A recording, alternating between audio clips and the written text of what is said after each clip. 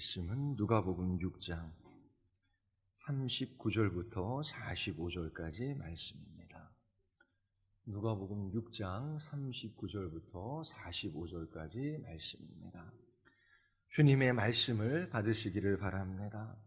또 비유로 말씀하시되 맹인이 맹인을 인도할 수 있느냐? 둘이 다 구덩이에 빠지지 아니하겠느냐? 제자가 그 선생보다 높지 못하나 무릇 온전하게 된 자는 그 선생과 같으리라. 어찌하여 형제의 눈 속에 있는 티는 보고 내 눈 속에 있는 들보는 깨닫지 못하느냐? 너는 내 눈 속에 있는 들보를 보지 못하면서 어찌하여 형제에게 말하기를 형제여 나로 내 눈 속에 있는 티를 빼게 하라 할 수 있느냐? 의식하는 자여 먼저 내 눈 속에 들보를 빼라. 그 후에야 내가 밝히 보고 형제의 눈 속에 있는 티를 빼리라. 못된 열매 맺는 좋은 나무가 없고 좋은 열매 맺는 못된 나무가 없느니라. 나무는 각각 그 열매로 아나니 가시나무에서 무화과를 또는 찔레에서 포도를 따지 못하느니라. 선한 사람은 마음에 쌓은 선에서 선을 내고 악한 자는 그 쌓은 악에서 악을 내나니 이는 마음에 가득한 것을 입으로 말함이니라. 아멘. 기도하시겠습니다. 거룩하고 자비로우신 하나님, 하나님의 영광스러운 임재가 말씀 중 있기를 원하나이다. 우리 모두 하나님을 경외하며 오직 하나님만을 사랑하며 주님의 말씀에 순종하는 주의 백성들로 나타나기를 원하나이다. 구원하시는 주의 영광을 보게 하여 주시옵소서.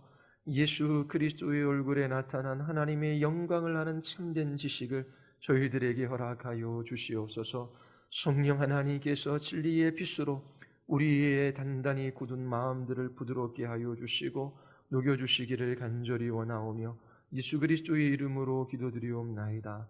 아멘. 우리의 육체를 해하는 테러리스트들이 있는 것처럼 우리의 영혼을 망가뜨리는 영적인 테러리스트들이 있습니다. 그들은 거짓 교사들이지요. 이 세상 어디에나 볼 수 있습니다. 예수님은 거짓 선생을 따르는 위험에 관하여 말씀하고 계십니다. 여러분들은 누구의 말을 듣고 누구를 따라 살아가고 계십니까? 여러분의 선생님으로 누구를 택하느냐라고 하는 것은 너무나 중요합니다. 이 땅에서의 결정이 여러분들의 이생과 내생을 결정하기 때문입니다. 예수님은 따르는 제자들에게 어떤 선생을 결정할지, 어떤 선생을 따를지 결정하라 라고 말씀하십니다. 유대교의 영적인 지도자인 바리새인과 서기관과 제사장들을 따를지 아니면 예수님을 따를지 선택하라 말씀하시지요. 유대 영적인 지도자들이라고 자청하는 사람들은 생명을 줄 수 있는 사람들이 아닙니다. 구원에 이를 수 있는 바른 길을 제시해 줄 수 있는 사람들이 아니에요. 그들 모두는 영적으로 죽어 있습니다. 그러나 예수님은 생명을 주실 수 있는 분이셔요. 그분 자신이 길이요 진리요 생명이시지요. 오늘 설교의 가장 핵심적인 질문은 여러분이 누구를 따르느냐라고 하는 것입니다. 여러분들이 누구를 따라 생각하고 판단하고 말하고 행동하느냐라고 하는 것입니다. 예수님을 따르는 수많은 사람들이 있었어요. 그들 모두가 구원받은 사람들이 아니지요. 특히 제자들은 예수님께 배우기에 나온 학생들입니다. 그들 중 몇몇은 전적으로 예수님을 신뢰하지만 그 나머지 사람들은 예수님에 대해서 알고 싶고 배우고 싶고 또 궁금해하고 호기심을 가지고 있는 사람들입니다. 예수님 주위에서 맴돌고 있는 사람들이지요. 그들에게 예수님께서 말씀하셔요. 너희들은 오늘 택해야만 한다. 예전에 따르던 영적인 지도자들을 계속 따를 것인가 아니면 나를 따를 것인가? 나를 주님으로 부르는 것만으로는 충분하지 않다. 내게 나와 나의 말을 듣고 나를 따라야 한다. 내게 순종해야 한다. 그렇지 않는다면 너희들은 심판의 날에 무너져 내리고 파괴되어지고 말 그 집과 같을 것이다. 예수님께 배우고자 나온 모든 사람들이 참 제자가 아닙니다. 오늘날 교회 다니는 많은 사람들이 있어요. 교회에 나온다고 해서 그들 모두가 그리스도인이 아닙니다. 나는 예수님을 믿어요. 아무리 말해도 그들의 신앙 고백이 참된 것인지 가짜인지 자기 자신을 시험해 보아야 하는 것입니다. 예수님 주위에 서성거리는 많은 사람들이 있었지만 예수님께서 골고다 언덕에 오르시고 십자가에 못 박혀 죽으시자 그 모든 사람들은 다 뿔뿔이 흩어졌습니다. 오늘날 예수님께서 여러분들에게도 동일하게 말씀하셔요. 너희들은 누구의 말을 듣고 누구를 따르느냐? 너희들의 선생된 자가 누구냐? 오늘 너희들은 선택해야 한다. 그리고 예수님께서는 오늘 본문에서 잘못된 선택에 대한 위험에 관하여 경고하십니다. 예수님께서 설교하시는 주제는 누가 참 제자인가 하는 것입니다. 먼저 예수님은 20절 누가복음 6장 20절에서 26절에 이르기까지 참 제자에 대한 정의를 내리고 계십니다. 예수님을 따르는 참 제자는 자신들이 죄인인 것을 아는 사람들입니다. 심령이 가난한 사람이지요. 하나님의 의에 목말라 있고 굶주려 있는 사람들입니다. 그들은 애통하고 상한 심령으로 하나님 앞에 우는 사람이에요. 이 세상으로부터 배척당하는 사람들입니다. 이처럼 참 제자는 자신에게는 의라고는 하나도 없고 죄밖에 없다라고 하는 것을 아는 사람들이에요. 자신의 죄로 인하여 절망합니다. 그들은 마치 회개하는 세리 같아서 애통함 때문에 감히 하늘을 우러러 바라보지도 못합니다. 오직 가슴을 치면서 하나님 불쌍히 여겨 주시옵소서, 나는 죄인입니다. 이렇게 탄식하며 탄원하는 세리와 같은 이 회개하는 사람이 참 제자입니다. 그러므로 우리는 누가복음 6장 20절에서 26절에 이르기까지 참 제자의 첫 번째 특징을 발견할 수 있었습니다. 그들은 자신의 죄로 인하여 심령이 가난해지고 애통하고 상한 심령으로 오직 돌이켜 회개하는 사람들입니다. 그리고 두 번째 특징은 사랑이지요. 예수님께서 27절부터 38절에 이르기까지 말씀하십니다. 하나님이 사랑하신 것처럼 너희도 사랑하라 말씀하셔요. 예수님을 따르는 참 제자들은 원수를 사랑합니다. 이처럼 원수를 사랑하는 것은 자연적이지도 않고 본성적이지도 않아요. 우리를 사랑하는 사람들을 사랑하고 우리에게 잘해주는 사람에게 잘해주는 것은 누구나 하는 일입니다. 그것도 잘하는 것이지요. 그러나 그것이 그리스도인의 특징이 아닙니다. 여러분을 미워하고 해롭게 하고 박해하는 사람들까지 사랑하는 그 사람이 주님의 참 제자라고 말씀하셔요.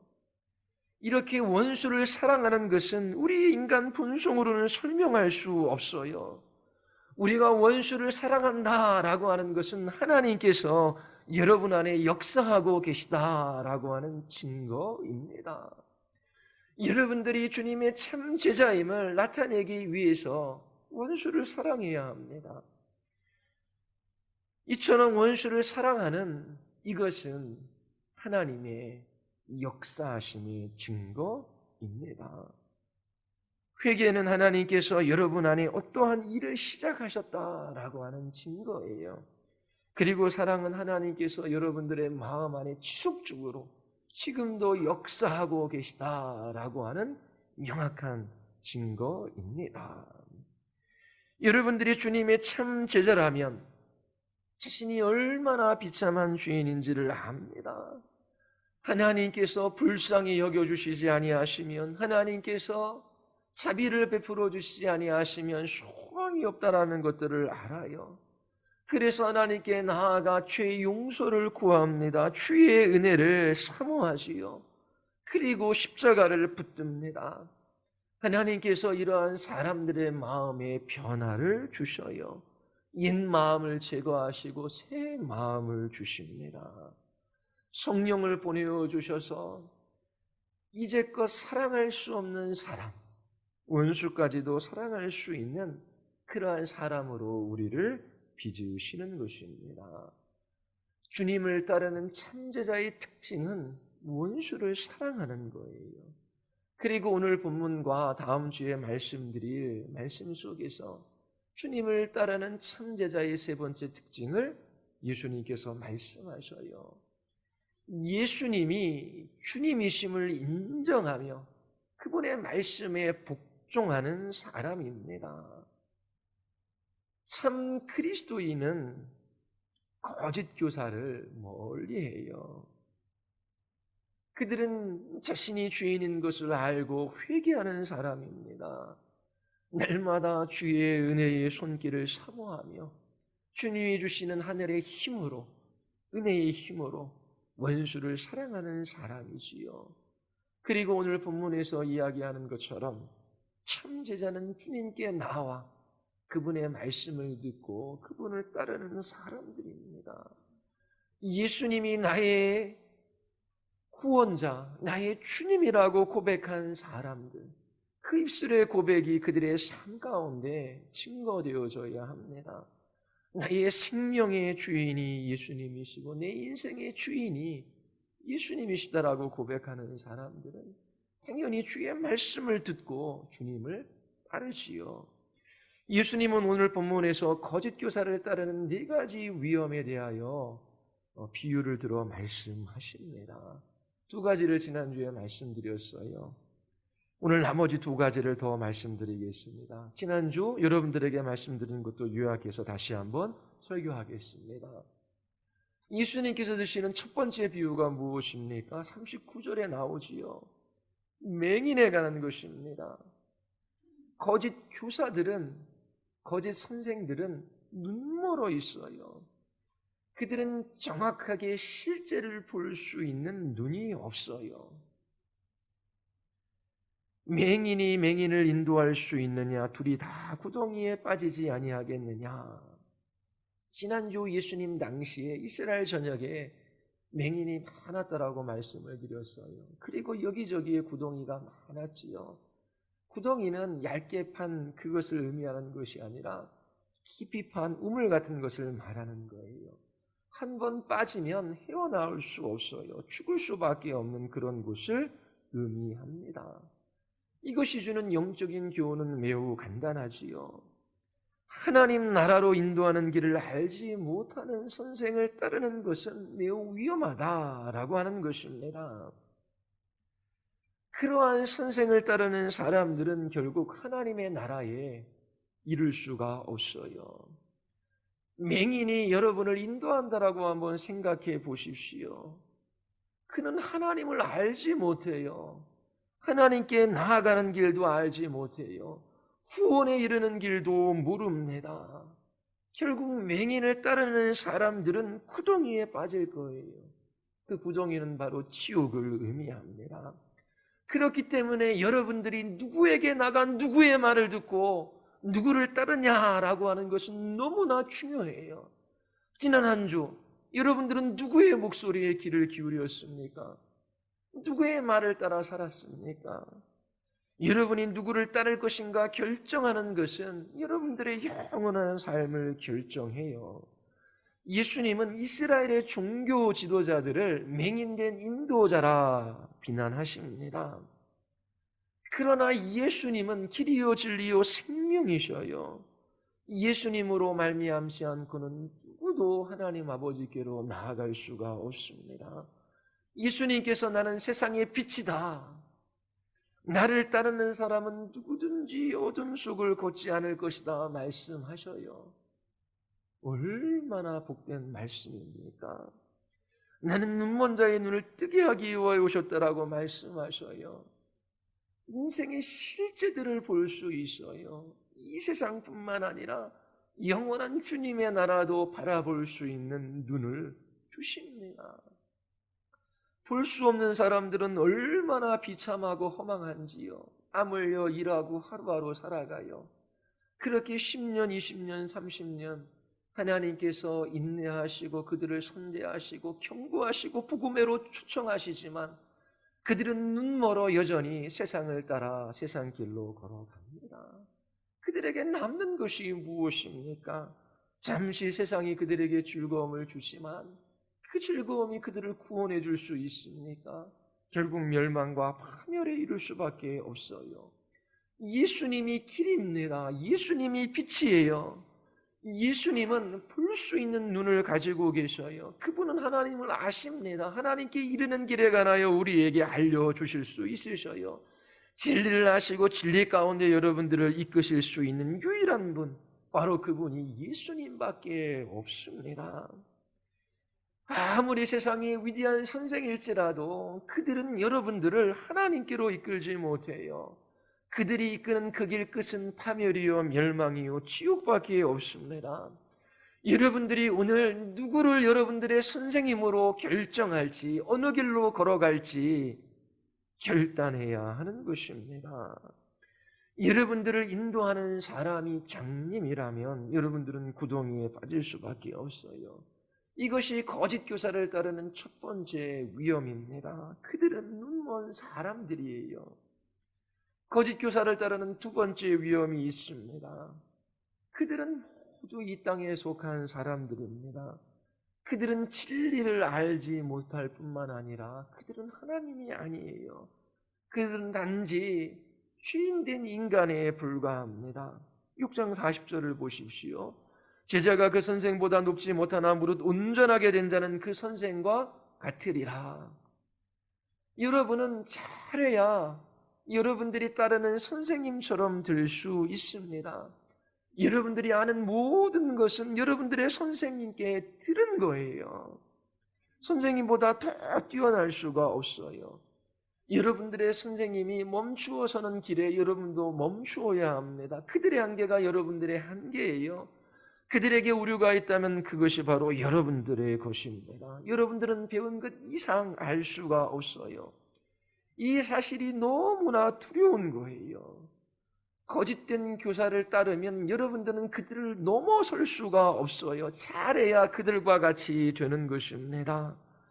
그들은 하나님도 하나님께 나아가는 길도 알지 못해요. 그러면 여러분도 그렇게 됩니다. 선생님이 알려줄 수 있는 것, 그것만 여러분들은 알 뿐이에요. 그들이 진리를 알지 못하고 구원에 이르는 길을 여러분들에게 알려줄 수 없다면 여러분 역시 진리를 모르고 구원에 이를 수가 없어요. 고대 사회에서는 한 선생을 택했다라고 말씀을 드렸어요. 그들이 선생님을 택할 때에 심사숙고합니다. 왜요? 잘해야 그 선생님처럼 될 수 있기 때문에 그래요. 자, 여러분은 누구를 여러분들의 스승으로 택하겠습니까? 누구를 여러분들의 영적인 지도자로 택하겠어요? 여러분들은 누구의 인도를 받으며 매일매일 살아가기를 원하십니까? 누구를 선택하고 계십니까? 여러분이 그 선생을 선택했다면 그를 넘어설 수가 없어요. 여러분의 선생이 하나님을 알지 못한다면, 진리를 알지 못한다면, 구원에 이르는 길을 제시하지 못한다면 여러분들도 역시 알지 못할 거예요. 그러나 여러분이 예수님을 따른다면 그분과 같이 될 수 있습니다. 예수님은 하나님이셔요. 그러나 모든 다른 선생님들은 이 땅에 속한 사람이에요. 인류의 위대한 스승들이 있어요. 선생님이라고 자처하는 사람도 있습니다. 그들의 정신, 가치, 그들의 사상을 따르는 수많은 사람들이 있어요. 그러나 그들이 따르는 그들의 선생이 이 땅에 속해 있다면, 그들이 단지 사람에 불과하다면 그들의 가르침은 인간적인 지혜에 불과한 거예요. 인간이 만든 철학이나 윤리나 도덕이 우리를 하나님께로 인도할 수 없습니다. 인간이 만든 종교가 여러분들을 하나님께 이룰 수 없게 합니다. 세상이 아무리 위대한 스승일지라도 그들이 가르치는 것은 이 세상에 있는 것들 뿐입니다. 세상에 속해 있는 선생을 따를 때에 여러분 잘해야 그 선생같이 됩니다. 그들의 마지막은 파멸이요 멸망입니다. 누구를 따르시겠습니까? 세 번째 위험에 관하여 41절과 42절에서 예수님께서 또 다른 비유로 말씀하시지요. 거짓 선생들은 위선자입니다. 외식하는 사람들이지요. 41절과 42절 읽어보겠습니다. 어찌하여 형제의 눈 속에 있는 티는 보고 너는 내 눈 속에 있는 들보를 보지 못하면서 형제에게 말하기를 형제여 나로 내 눈 속에 있는 티를 빼게 하라 할 수 있느냐? 의식하는 자여 먼저 네 눈 속에 들보를 빼라. 그 후에 내가 밝히 보고 형제의 눈 속에 있는 티를 빼리라.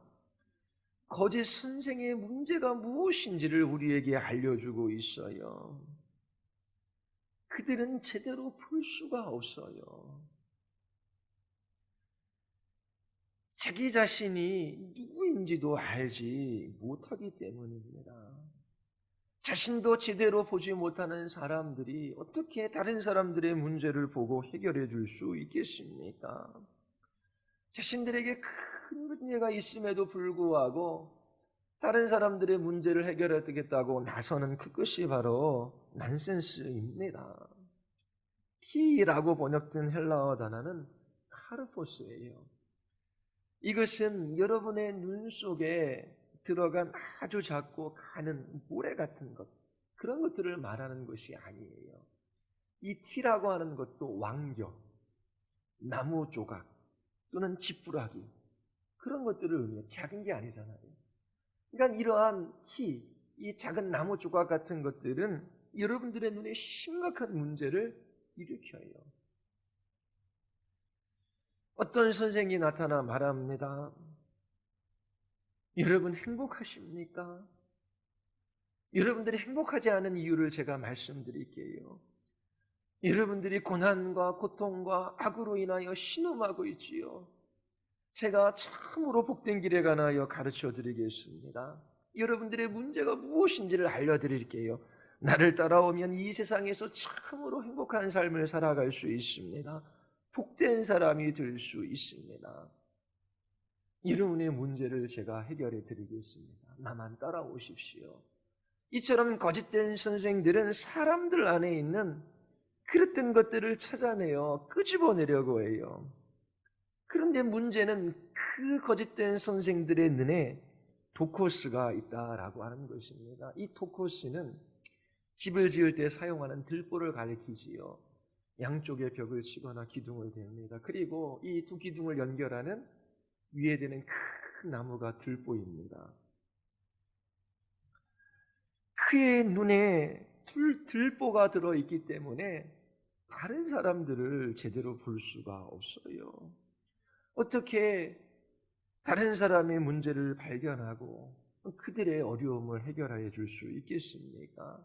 할 수 없는 일이에요. 거짓 선생들은 자신들 안에 크고 무거운 죄를 가지고 있어요. 그럼에도 불구하고 다른 사람들의 죄의 문제를 다루려고 합니다. 거짓 선생들은 스스로 의롭다라고 굳게 믿는 사람들이에요. 그리고 스스로를 의롭게 할 수 있다라고 생각하지요. 자기 자신들이 얻은 의를 신뢰하고 자랑하는 사람들입니다. 이것은 죄 중에 죄예요. 자기를 신뢰하는 사람이 다른 사람들의 문제를 해결해 줄 수가 없습니다. 터무니없는 일이에요. 자신의 눈에 들보가 있는 사람은 다른 사람들의 눈 속에 있는 것을 제대로 볼 수가 없습니다. 자신의 문제가 더 심각한데 어떻게 다른 사람들의 문제를 다뤄낼 수 있겠습니까? 마태는 같은 것을 7장 3절부터 5절에서 전하고 있어요. 유대의 종교 지도자들은 사람들에게 마땅히 행해야 할 바를 알려주기를 원했어요. 그들에게 구원에 이르는 가장 좋은 길을 줄 수 있다라고 말합니다. 사람들의 잘못된 것을 고쳐줄 수 있다라고 했어요. 그러나 유대의 종교 지도자들은 그렇게 할 수 없습니다. 거짓 종교는 스스로의 문제를 해결할 수 없어요. 그들은 선하고 자비로운 사람처럼 보입니다. 그리고 여러분들의 문제를 해결해 줄 수 있다라고 말하지만 그들 눈에는 틀보가 들어 있어요. 그들이 가지고 있는 그 죄의 비참함을 그들은 알지 못하고 그들은 그것을 극복할 수 없습니다. 자신들의 죄된 본성을 제어할 수가 없어요. 그들은 스스로를 기만하며 자신들이 의롭다라고 생각해요. 자신들의 종교나 도덕적인 노력으로 의를 얻을 수 있다라고 말합니다. 바로 이것이 그들의 눈에 들보를 놓는 거예요. 스스로 의롭다라고 생각하며 또 자기 의를 얻어 구원에 이를 수 있다라고 생각하는 사람들은 그들의 눈에 들보가 있는 거예요. 그런 사람들은 다른 사람들을 도와줄 수 없어요. 스스로 의롭다라고 생각하는 사람은 죄인들을 도와줄 수 없지요. 바리새인들이 그러했습니다. 누가복음 6장 24절부터 26절에 보면 누가 부유한 자입니까? 누가 웃는 자입니까? 모든 사람에게 칭찬받으려고 하는 사람이 누구입니까? 바로 바리새인들이에요. 유대 종교 지도자들입니다. 그들은 자칭 부유하다라고 생각하는 사람들이 스스로 만족하는 사람들이죠. 웃는 사람들입니다. 그리고 여러 사람들에게 존경을 받는 사람들이에요. 그러나 예수님께서 그들에게 화가 있을 것이다, 저주가 있을 것이다 라고 말씀하셨어요.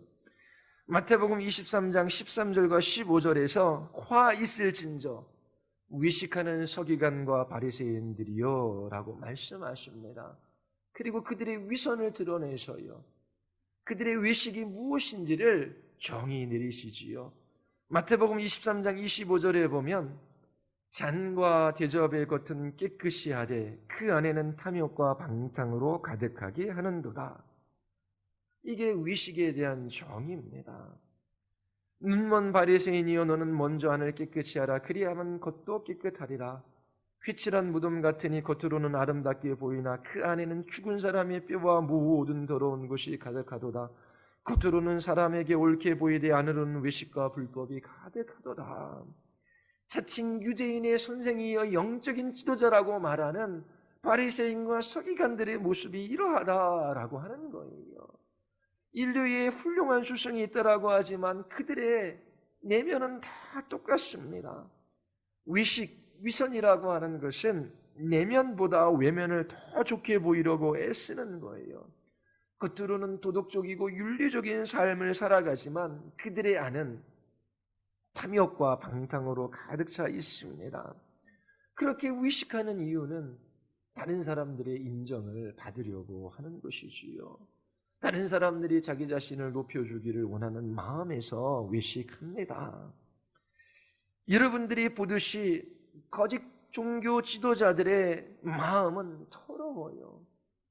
그들은 스스로 자신들의 마음을 깨끗하게 할 수가 없습니다. 겉보기에는 도덕적이고 거룩해 보여요. 그들의 품행 또한 나쁘지 않습니다. 그러나 그들은 나쁜 품행보다 더 나쁜 것을 가지고 있어요. 그 더 나쁜 것이 무엇입니까? 스스로 도덕적이고 스스로 의롭다라고 하는 거예요. 자신에게는 아무런 문제가 없다라고 하는 것이지요. 성전에 올라가 기도하는 바리새인, 그는 세리와 같지 않음을 감사해야 합니다. 그리고 일에 2번씩 금식하고 11조 드리고 또 가난한 사람을 돕는 것을 자랑해요.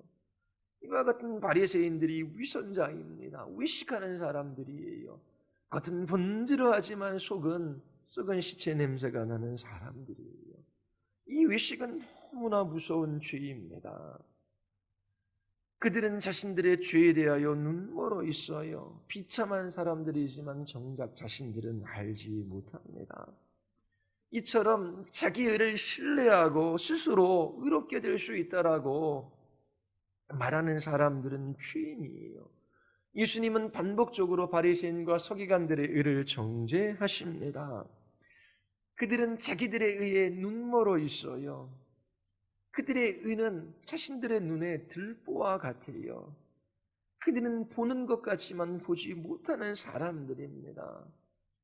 자기의 의는 자신들의 실제를 보지 못하게 해요. 다른 사람들도 제대로 보지 못하게 합니다. 이처럼 들보는 자신을 제대로 보지 못하도록 가로막는 자기 의예요. 자기 의는 가장 나쁜 죄입니다. 왜냐하면 스스로 의롭게 되어질 수 있고 스스로 구원할 수 있고 스스로 의를 얻을 수 있다라고 생각하는 그 사람들의 마지막은 파멸이기 때문에 그래요. 바리새인들이 구원자를 필요로 합니까? 스스로 의롭다라고 생각하는 사람들이 은혜를 구합니까? 죄의 용서를 구합니까? 그들은 은혜도 죄의 용서도 필요 없다라고 생각해요. 구원자는 더욱더 필요 없지요. 자기 자신을 의지하고 신뢰하고 자기 길을 걸어가겠다라고 말합니다. 그들은 가장 위험한 지경에 처해 있는 사람들이에요. 결코 자신들 안에 있는 죄의 문제를 해결할 수 없어요. 그들의 마음은 죄로 물들어 있습니다. 겉은 펑지를 하지만 안은 비참한 죄인에 불과해요. 이와 같은 거짓 선생들이 어떻게 사람들을 도와줄 수 있습니까? 어떻게 죄로부터 여러분들을 구원해낼 수 있습니까? 자기라고 하는 거대한 들보 때문에 사람들을 제대로 볼 수가 없어요. 거짓 선생들은 자기의 죄를 숨기는데 숙련되어 있는 사람들입니다. 그들은 모든 종교에 종교에 다 들어가 있어요. 그리고 사람들은 종교는 다 같다라고 생각하고 뭔가 좋은 것을 배울 줄 알아요. 그러나 사람들의 영혼을 파괴하는 영적인 테러리스트들입니다. 위식이라는 단어는 히포크리티아라고 하는 단어에서 나왔어요. 이건 배우를 뜻합니다. 위식하는 것은 배우가 연기하는 것과 같아요. 거짓 선생은 아무리 인류의 위대한 스승일지라도 가짜입니다. 자신에 대해서 알지 못해요. 어떻게 사람들에 관해서 알 수 있습니까? 그들의 인생의 목적이 어디에 있는지, 이 세상에서 어떻게 살아가야 되는지, 죽음과 죽음 이후에는 어떻게 되는지 알 수 있습니까? 그냥 연기자처럼 배우하는, 그렇게 배우처럼 연기하는 것에 불과합니다. 그러나 예수님은 결코 위선자가 아니에요. 그분은 죄도 흠도 없으신 순결한 분이십니다. 하나님을 기쁘시게 드릴 수 있는 유일한 분이셔요. 예수님은 요한계시록 1장에서 이야기하는 것처럼 사람들을 꿰뚫어 볼 수 있는 수정과 같은 눈을 가지고 계신 분입니다. 그분은 모든 죄를 발견하고 그 죄의 문제를 다루실 수 있는 분이에요. 예수님은 여러분의 눈에 무엇이 있는지를 볼 수 있고 그것을 끄집어내실 수 있는 분이십니다. 그러나 거짓된 선생들은 보지 못해요. 그들은 이 땅에 속해 있는 사람들입니다. 그리고 위선자들이에요. 만약 여러분들이 이 땅의 거짓 선생들을 따른다면 구덩이에 빠지고 말 것입니다. 여러분들의 근본적인 문제를 그들이 해결할 수 없어요. 마지막으로 거짓된 선생을 따르는 네 번째 위험은 그들이 악하다라고 하는 것입니다. 그들은 경건하지 않아요. 악할 뿐입니다. 43절에서 비유로 말씀하셔요. 우리 같이 한번 읽어볼까요? 다 같이 시작.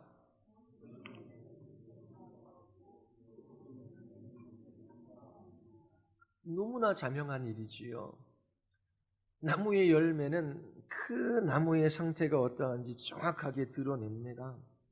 여러분이 나무에서 좋은 열매를 얻으려면 좋은 나무를 가지고 있어야 돼요. 못된 나무를 가지고 있다면 나쁜 열매를 얻을 수밖에 없는 것이지요. 나무가 병들어 있다면 열매도 병들어 있습니다. 나무가 건강하다면 열매도 싱싱합니다. 너무나 분명한 일이에요. 여러분들이 열매를 볼 수 있다면 그 열매를 맺는 나무가 어떤 나무인지 알아맞힐 수 있어요. 44절 또 읽어볼까요? 나무는 각각 그 열매로 아나니 가시나무에서 무화과를 또는 찔레에서 포도를 따지 못하느니라. 가시나무를 보며 무화과 열매를 기대하는 사람 없어요. 무화과 열매는 가시나무에 맺힐 수가 없어요. 찔레나무를 보며 포도 열매가 맺히기를 기다리는 사람이 있습니까? 포도 열매는 찔레나무에 맺힐 수가 없어요. 너무나 분명하잖아요. 가시나무나 찔레나무에서 좋은 열매를 기대할 수가 없습니다. 왜요? 나무의 본성이 그러하기 때문에 그래요. 가시나무는 가시를 내요. 거짓 선생, 아무리 인류의 위대한 선생일지라도 그들의 마음은 죄로 물들어 있고 그 본성이 그들의 바깥으로 드러날 수밖에 없는 거예요. 이것이 거짓 선생을 따르는 네 번째 위험입니다. 여러분들이 거짓 선생을 따른다면 여러분들도 여러분들의 삶 속에서 나쁜 열매를 얻을 수밖에 없어요. 이것은 절대적입니다. 변수가 없어요. 가시나무에서 무화과 열매 열립니까? 찔레나무에서 포도 열매 얻을 수 있습니까? 안 돼요. 마태복음 7장에 보면 예수님께서 이 부분에 있어 좀 더 설명해 주시는 것을 볼 수 있어요. 7장 16절에 보면 그들의 열매로 그들을 알지니. 그들이 누구입니까? 마태복음 7장 앞에 보면 거짓 선지자들이라고 예수님께서 말씀하셔요. 마태는 이 나무와 열매의 비유를 거짓 선지자와 연결시키고 있습니다. 오늘 우리가 읽는 누가복음 이 본문을 거짓 선생과 연결시키는 이유가 여기에 있어요. 거짓 선지자는 유대의 종교 지도자들이지요. 예수님은 거짓 선지자들을 조심하라고 말씀하셔요. 그들의 열매로 그들을 알 수 있다라고 말씀하십니다. 포도 열매는 가시나무에 맺히지 않아요. 엉겅퀴에서 무화과를 낼 수 없습니다. 좋은 나무에서 좋은 열매를 얻어요.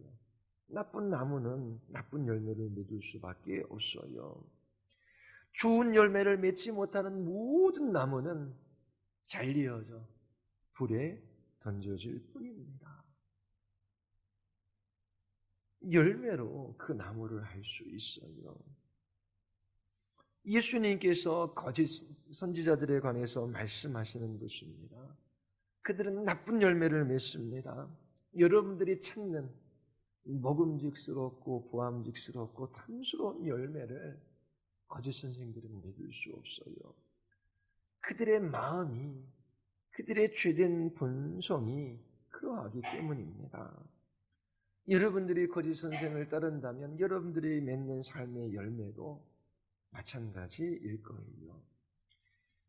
예수님은 마태복음 12장 33절에서 바리새인들에게 또 이렇게 말씀하셔요. 나무도 좋고 열매도 좋다 하든지 나무도 좋지 않고 열매도 좋지 않다 하든지 하라. 그 열매로 나무를 아느니라. 나무가 좋지 않은데 열매가 좋을 수는 없는 것이지요. 34절에서 너희는 악하니 어떻게 선한 말을 할 수 있느냐. 이는 마음에 가득한 것을 입으로 말함이라. 거짓 선생들에 대한 말씀이에요. 너희들의 마음이 악하기 때문에 그 악한 곳에서 악한 것이 나올 수밖에 없다라고 말씀하셔요. 그리고 누가복음 6장 45절에서 이것을 적용해서 말씀하십니다. 선한 사람은 마음에 쌓은 선에서 선을 내고 악한 자는 그 쌓은 악에서 악을 내나니 이는 마음에 가득한 것을 입으로 말함이니라. 여러분들의 마음에 있는 것이 무엇이든지 그것이 밖으로 나옵니다. 선한 사람은 변화된 마음을 가지고 있어요. 악한 사람은 죄된 본성 그대로 가지고 있습니다. 선한 사람은 거듭난 사람, 하나님께 의롭다 여김을 받는 사람, 하나님 나라에 속한 사람, 그 마음의 변화를 받은 사람입니다. 참으로 선한 사람은 주님께서 주시는 변화된 마음을 가지고 있어요. 예수님께서 그들에게 새 마음을 주셨기 때문입니다. 하나님의 말씀을 그들의 마음속에 넣어주고 그들의 마음판에 기록해 주셨기 때문이에요. 마음의 변화를 받은 사람들은 선한 열매를 맺습니다. 그들의 입에서 선한 것을 내요. 이것은 그들의 마음이 선하다는 것을 나타냅니다. 선한 것이 무엇인지 아시지요?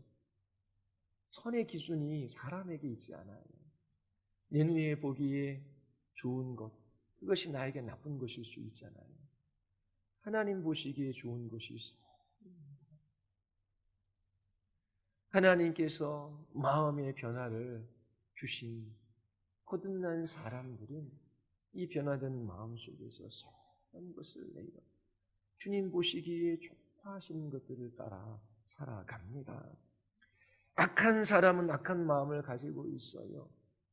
주님이 기뻐하시는 것, 주님 보시기에 좋은 것을 따라 살아가지도 않고 그렇게 할 수도 없습니다. 그들은 입에서 악한 것이 나와요.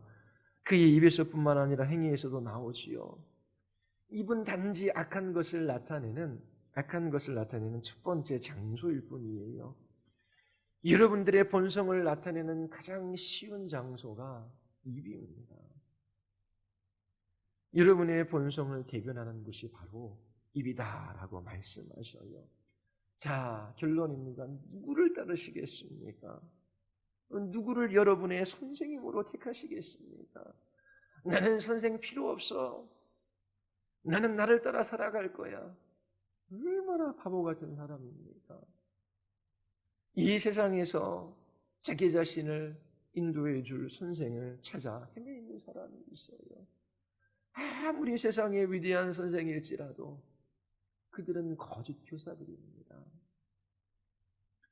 그들은 안전한 곳에 있는 것 같지만, 여러분들을 안전한 곳으로 이끌 수 있을 것처럼 보이지만 영적인 신경가스를 살포하는 사람들이에요. 사람들은 여기저기에서 그러한 가스들을 들이마십니다. 그들의 영혼은 파괴되어지는 것이죠. 결국 구덩이에 빠질 수밖에 없어요. 세상의 선생은 맹인에 불과합니다. 아무리 위대한 스승일지라도 이 세상에 속한 사람이에요. 그리고 그들은 의식할 수밖에 없어요. 진리도, 구원에 이르는 길도, 하나님도, 인생의 목적도 알지 못하기 때문에 그래요. 그리고 그들의 마음은 죄로 물들어 있기 때문에 악한 것을 낼 수밖에 없어요. 하나님 보시기에 좋은 것을 결코 행할 수 없습니다. 그들은 눈멀고 세속적이며 위선적이고 악한 제자들만 만들어낼 뿐이에요. 예수님께서 왜 너희는 나를 따르지 않느냐라고 말씀하셔요. 나는 길이요 진리요 생명이다. 나로 말미암지 않고는 누구도 아버지에게로 나아갈 수 없다라고 말씀하셔요. 예수님만이 볼 수 있는 눈을 가지고 계셔요. 예수님은 하나님이십니다. 그분의 말씀은 하나님께로부터 왔어요. 예수님은 의로우신 분이셔요. 어떠한 위선도 찾아볼 수 없습니다. 예수님에게는 죄가 없어요. 예수님은 우리의 근본적인 문제, 이 죄의 문제를 해결해 주실 수 있으셔요. 자신을 따르는 사람들을 의롭게 하시고 거룩하게 하시고 자신과 같이 영화롭게 하실 수 있는 분이십니다. 여러분들은 여러분들의 인생의 스승으로, 선생님으로 누구를 정했습니까? 누구를 따라 살아가시겠습니까? 수많은 사람들이 각자의 길을 걸어갑니다. 그러나 인생의 길은 두 갈래 길밖에 없어요. 자기 길을 걸어갈 것인지, 세상 사람들이 다 같이 걸어가는 큰 길로 걸어갈 것인지, 아니면 생명의 길이신 예수 그리스도를 따라 걸어갈 것인지, 두 갈래 길밖에 없어요. 신중하게 선택하십시오. 그리고 여러분들이 예수님을 선택했다면 그분에게 나아가 그의 말씀을 들으십시오. 그리고 그를 따르십시오. 여러분들이 예수님을 믿기로 결정했다라고 하는 것은 단지 과거의 단회적 사건으로 끝나는 일이 아니에요. 예수님을 믿는다는 그 믿음은 현재에도 지속적인 것입니다. 여러분들이 날마다 누구를 따르느냐의 문제예요. 누구의 말을 듣느냐의 문제예요. 누구에게 순종하느냐의 문제입니다. 아주 작은 것에서부터 주님의 참 제자는 유일한 길이요 생명이요 진리이신 예수님께 나아가 듣고 그분을 따릅니다. 그 길이 좁고 그리고 때로 거칠을지라도 생명에 이르는 길이고 참으로 복된 길입니다. 여기에 모여있는 모든 사랑하는 지체들이 오직 예수님을 유일한 선생님으로 모시고 그분께 나아가 듣고 그분만을 따르는 복된 길을 걸어갈 수 있게 되기를 바랍니다. 우리 같이 기도하시겠습니다. 기도할 때에 주님 매일매일 선택하며 결정하며 살아갑니다. 누구를 따를지 누구의 말을 듣고 있는지 우리 자신을 시험해 보게 하시고 정말 이 세상에 속한 세상의 선생들의 말에 귀를 기울이고 그들을 따라 멸망의 길로 걸어가는 영혼 되지 말게 하시고 오직 길이요 진리요 생명이신 예수님의 말씀을 듣게 하여 주시옵소서. 주님 따라 이 복된 길 걸어가게 하여 주시옵소서. 주님이 우리의 인생의 빛이십니다. 우리의 길의 빛이십니다. 주님 말씀하여 주시옵소서. 우리 같이 한번 들은 말씀을 기억